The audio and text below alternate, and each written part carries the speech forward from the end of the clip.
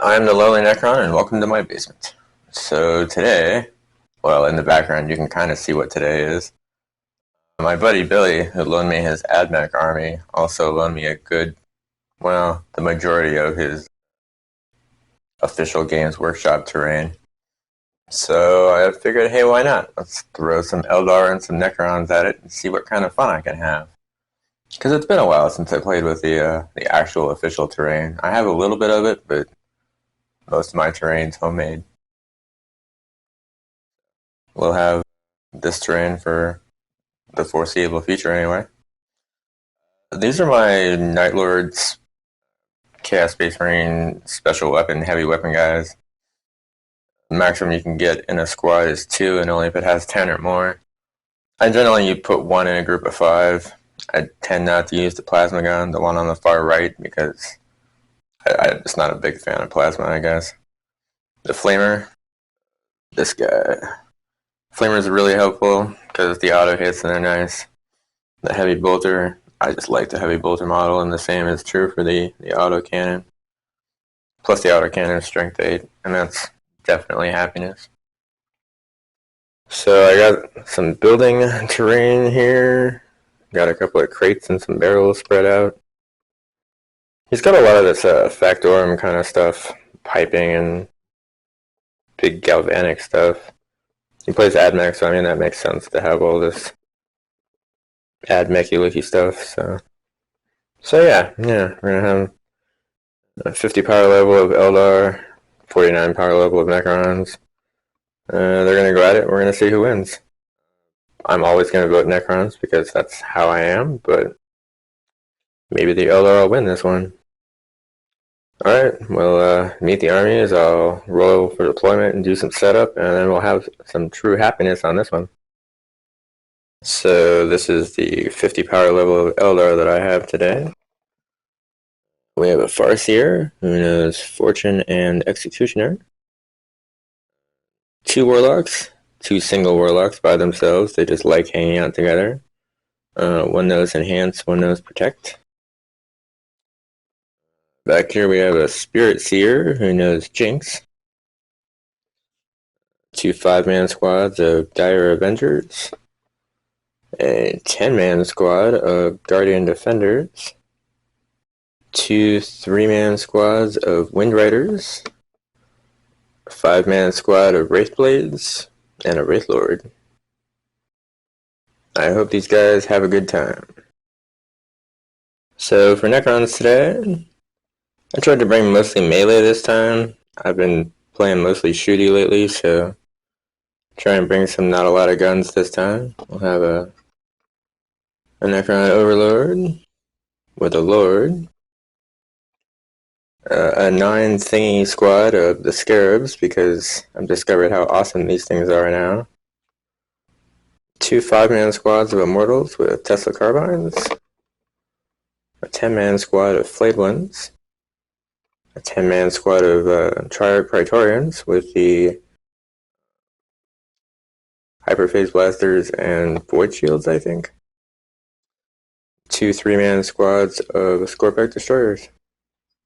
Yeah, I'm always going to go for the Necrons. They're my favorite faction. They're always going to be. They're what I have the most points in.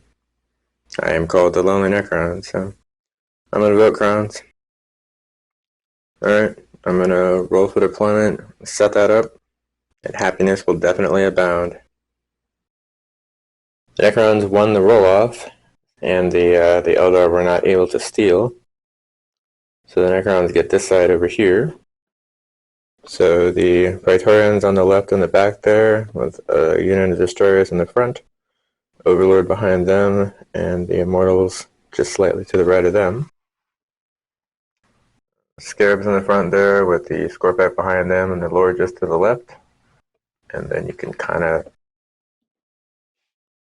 crappily see the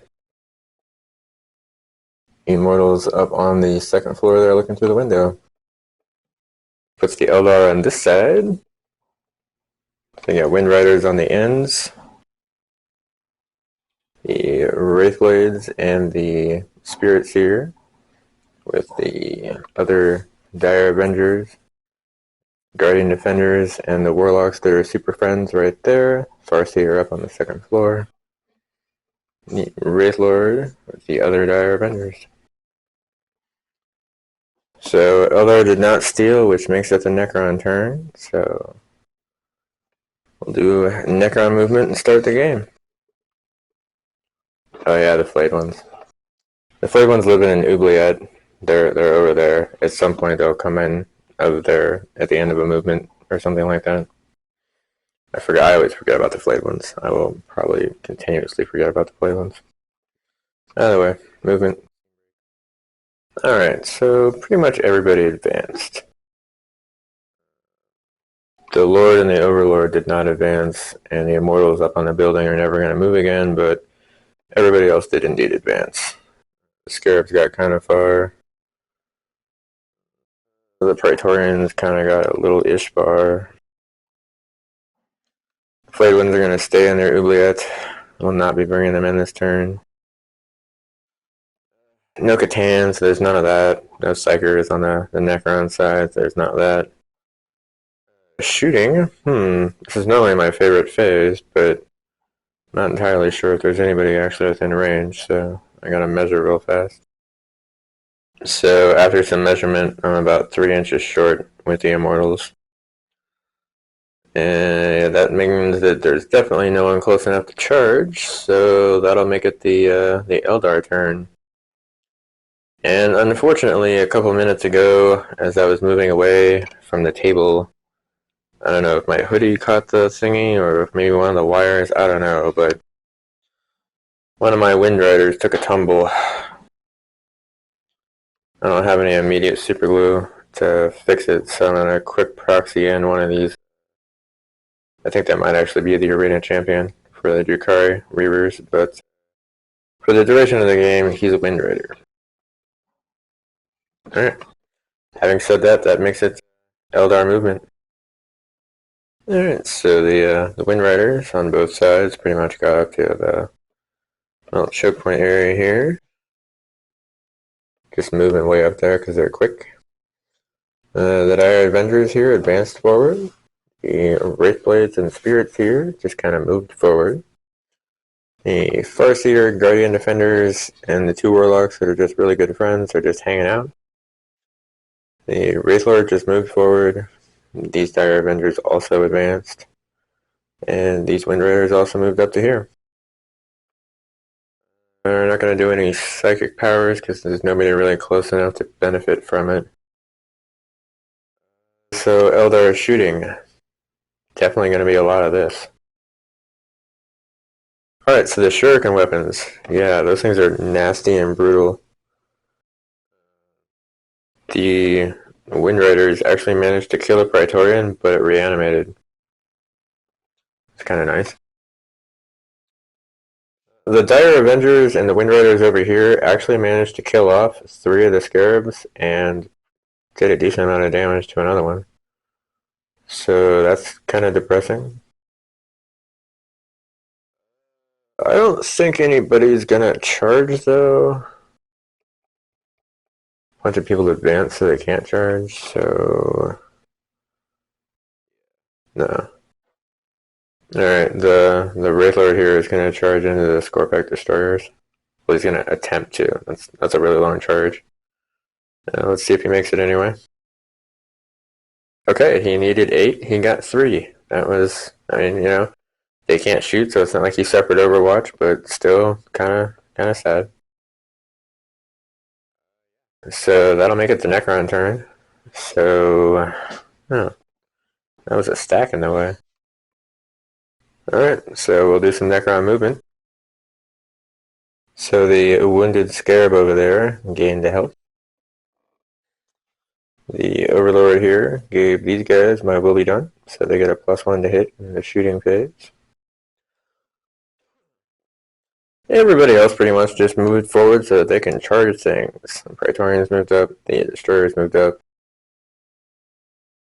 the Scorpex over there moved up.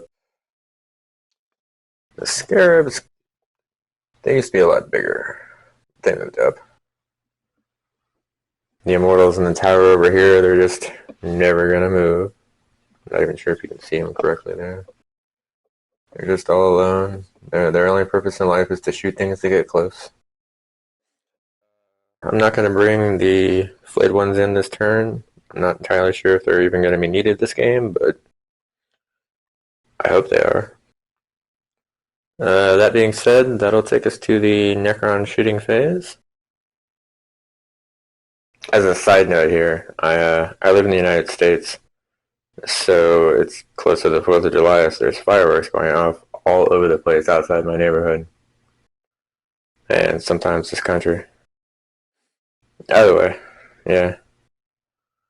So yeah, we were shooting. So I only have three necron units that can shoot in this army, but they did a lot of good things. The Praetorians and the Immortals over here managed to kill off all of the dire Avengers that were hanging out in there.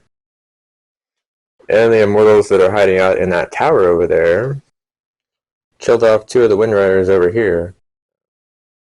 They did some good things. So for the charging phase, this will be a fun phase. So the Scorpex into the Wraith Lord, the Praetorians into the Wind Riders. The Scarabs, the Dire Avengers, and these Scorpex into the last Wind Rider over there. So, charge and fight phase. The Praetorians and the Scorpex over here made their charge. The Scarabs made their charge, but the Scorpex over there did not make theirs. Okay, so the Scarabs took a couple points of damage in Overwatch, and then just wrecked the squad, killed 4 of them. And then the Exarch finished off the wounded Scarab. The Scorpex over here did a decent amount of damage to the Wraith Lord, and then he killed one, but it managed to regenerate. And the Praetorians just destroyed the Wind Riders that were over here. It was super ridiculous. Alright, so that'll take us to the Eldar turn for movement. So I've been debating about whether or not to have this guy fall back or not, but I think that he can probably take it since he's T8, so he's just going to stay there. This Exarch definitely fell back up onto this platform thing here, letting the Wraithblades and the Spirit Seer move on up into his spot. The Wind Rider also hopped up onto this little platform thing. I'm going to leave these guys here probably for one more round, and then it's going to have to be, I don't know, these guys charging out to something. Yeah, we're definitely in range for some psychic stuff. So, normally this would, yeah, well, casting Jinx isn't going to do any good against the Scarabs. So I guess we're just going to have to smite him instead. Goes off on a 5. That's a real blurry 9. Oh, that's a much more focused 9. That definitely went off. Doing 2 points of damage, which will put one down to 2. And yeah, I shouldn't have to do more than that this turn for Psychics. That'll take us up to the Eldar shooting phase. Okay, so the Wind Rider, the Spirit Seer, the heavy support platform thingy there, and 3 of the Guardian Defenders all shot at the Scarabs. They're so small I lost them. The Scarabs managed to kill off 2 of them and did a decent amount of damage. So the charge phase, which is definitely going to be these Wraithblades and the Spirit Seer into what's left of the Scarabs. And the Wraith Lord is still in combat with these Scorpex over here.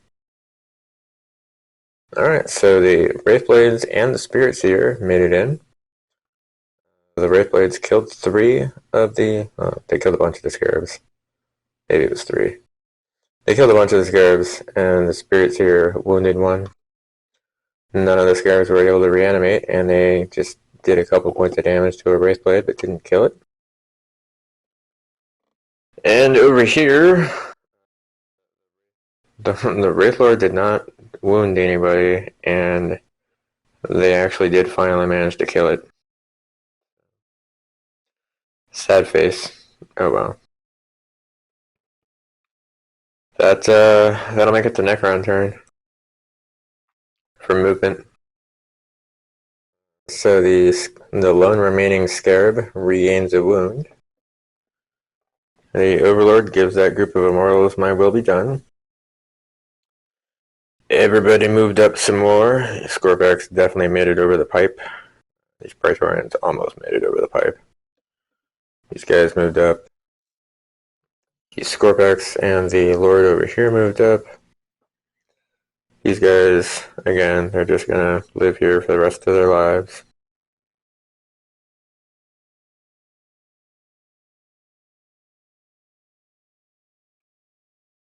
Oh well. So Necron shooting. Alright, so the Immortals over there killed the entire Avenger Exarch that was over here. And these Immortals killed 5 of the Guardian Defenders. So that'll take us to the charge phase. I'm saying that with a nice smile on my face too, because this is going to be fun. So the Scorpex over here are going to charge into these Wraith Blades. These Scorpex are going to charge into the Guardian Defenders. And the Praetorians are going to multi-charge into both Warlocks. Okay, yeah, so this is going to be a good time. So everybody made their charges. Both the Scorpex and the Praetorians killed off all of their targets. Over here, the Scorpex killed off 2 of the Wraith Blades, and the Scarabs did a couple points of damage to the Spirit Seer. And in return, Spirit Seer did a point of damage to the Scarabs, and the Wraith Blades killed the Scorpex. So yeah, kind of nice over there right now. So that'll make it the Eldar turn. So movement. So the Spirit Seer and Wraith Blades are going to stay in combat. The Wind Rider just hopped over here, and the Farseer moved closer over here. So the Psychic phase. Jinx, again, isn't going to help this guy, so Smite it is into the Scarabs, because they're the closest. Gets it on a 6. Doesn't matter how much damage he does, because it's going to die. Did 1 damage, it dies. Does it reanimate? It does not reanimate. Alright, so that Scarab is dead. So then this guy is going to do Executioner on the Praetorians, because they're closest. Goes off on a 7. Does not get it on a 5. Okay. So we'll do the Eldar shooting phase, and I'll kill that Scarab off. I moved the Wind Rider over here so he could take some shots at the Immortals over there. But they saved on the wound rules, so that wasn't helpful.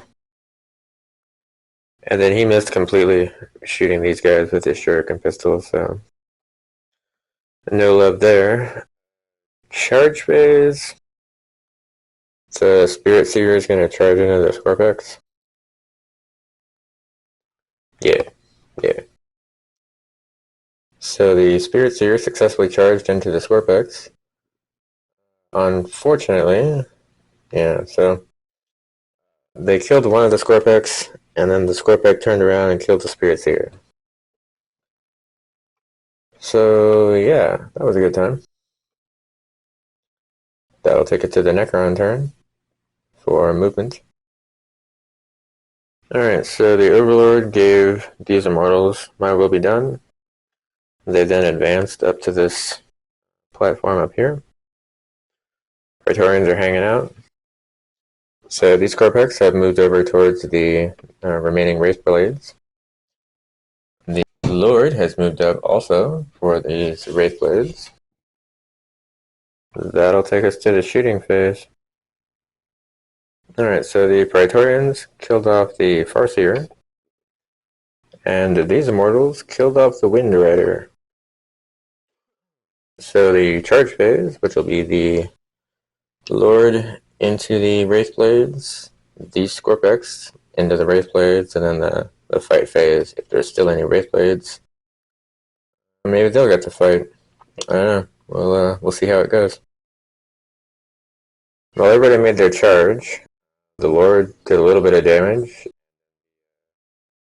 The full Scorpex squad wiped out the rest of the Wraith Blades. So,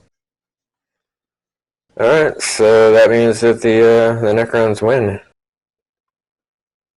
This was a good time actually. A long time ago when I first started playing this game, I used to go over to Billy's house and he'd pull out all his terrain here and we'd set it up on his board, and I'd play my Necrons or my Night Lords against his AdMech, and yeah, this was kind of like. I mean, I'll play the AdMech, I'm sure, against the Necrons on a setup on this, and then it'll really feel like old school again, but this was super nostalgic for me, so I hope you guys enjoyed the official terrain. Definitely a difference from the homemade terrain that I normally use. Definitely will be using it a lot more often, I am sure. If you made it to the end of the video, I do appreciate it. Certainly with all the 10th edition games out there, if you're still watching 9th edition games or 8th edition games, I really appreciate it. I suppose someday I might play 10th edition, but I don't know when that's going to be. So yeah, still trying to figure out how to film a chess game, but you'd think it'd be super easy, but it's just super not. I'm going to keep trying though, and one of these days I'll put it on, so. Again, if you made it this far, thanks again. Have a good day.